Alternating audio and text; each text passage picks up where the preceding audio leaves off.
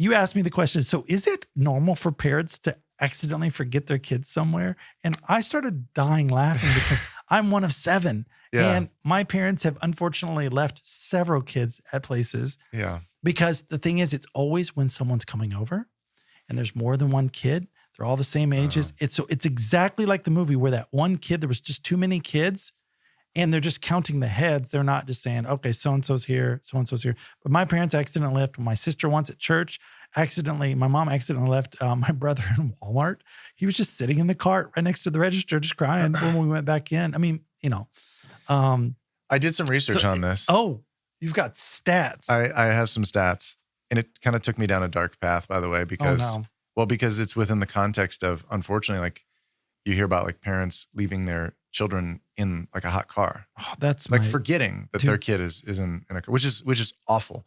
Well, because like it happens a lot to men because they're supposed to drop off their kids at the babysitter or their mom's and they're not used to it and they forget, the kid falls asleep. Yeah. It unfortunately, it's about 40 times a year in the U.S. that like 40 deaths a year that happen from a kid. So it's awful. I want to make a point to share this because I kind of went down the path myself. They make like a variety of reminder products on Amazon. This is not an ad. This is just like telling you that these products exist. I need this. What is it? So they make like, like in manufacturing, they have like lockout tags, like before you work on a piece of heavy manufacturing machinery or like high voltage, you lock it out, like you disconnect and like you put a tag on it so that it cannot be operational. It's a tag like that. Like when your kid is in the car, you take that tag from the car seat and you put it on your door handle. So like if you go to open your door and get out, it's your reminder like, hey, there's a kid in the back. And then when you go get the kid, you leave the tag on the car seat. But then there's also like, there's some electronic gadgets that like, every time you turn your car off, it beeps like a reminder, like there's a child in the car. I don't know. Based off the weight, maybe? I don't know if it's the weight or I'm not sure exactly what it is. But anyway, these things exist. Like these are preventable deaths and they unfortunately happen. And like we are all so stressed and pulled in a million different directions and distracted too. If your normally loud kid falls asleep in the car, like, it's really, really awful. But here's why it happens. They say by the time you're 35 years old, 80 to 90% of everything you do in a day is habitual.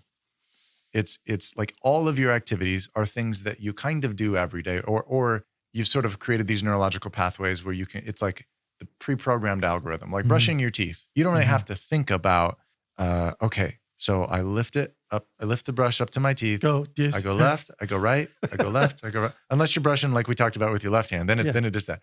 But we are creatures of habit and we build in these sort of chunks of code in our life where we just know, okay, brushing our teeth, great, got it. And you just start brushing and your mind wanders. And it's the same thing, like largely that's what happens when you're driving. And that's how you end up with distracted driving because like driving is so automatic. It's pre-programmed. How many times have you gotten home from work and been like, I don't remember driving home? Exactly. Yeah, because your mind wanders. And so that's called habit memory. But the counter to that is what's called prospective memory. And prospective memory are the things you're trying to remember to do. Like you're like, oh, I got to run to the grocery store. I got to pick up the 10 things I always pick up, but I got to remember to get that one extra thing that my wife asked me to get. And then you go and then you forget. You come all the way home and she's like, where's the thing? Well, it's because it was a failure this morning. It's a failure of prospective memory because it's so easy to just go to the store and get into that pre-programming, that habit.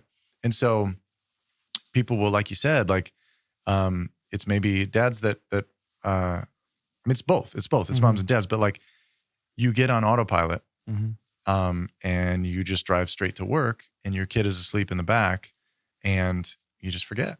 And I have a story on that personally. You want to hear it?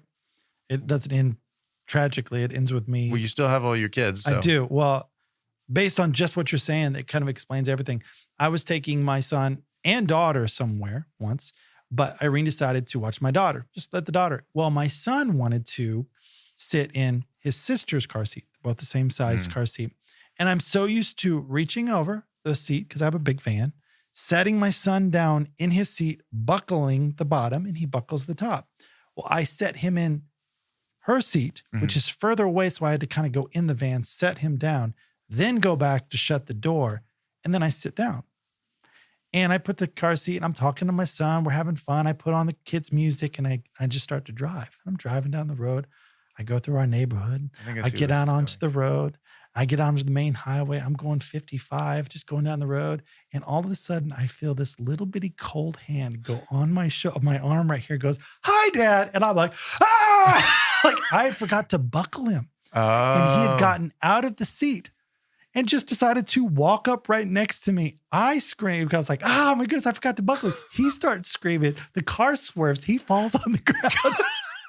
Exactly not what's supposed to happen in that moment. But I was like, oh my goodness, like what happened? And it swerves here. And I try to catch him. So it made the car actually swerve a little more. Now it wasn't like swerving, like screeching, but it was enough that it scared me. I slowed down, pulled over, and I looked at it and said, "Son, I'm so sorry that I forgot to buckle you in." He goes, "That was really scary." I was like, for both of us, buddy. I hugged him.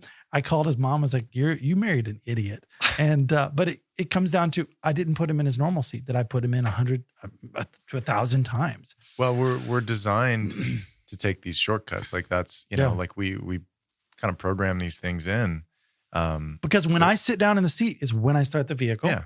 The drive to work. I'm done buckling him in. Yeah. Because if we would be totally overwhelmed and overstimulated if every single day we had to think through every motion and action and everything. So it makes sense that this is all built in, but it's unfortunately I'm terrified now. And my son is terrified. He's like, "Dad, I'm not buckled. Yeah. I'm like, "Son, I haven't even turned the car on yet." Hey, thanks for watching this clip. If you want to see the full podcast, be sure to click on the link in the description. And if you feel like it, hit subscribe.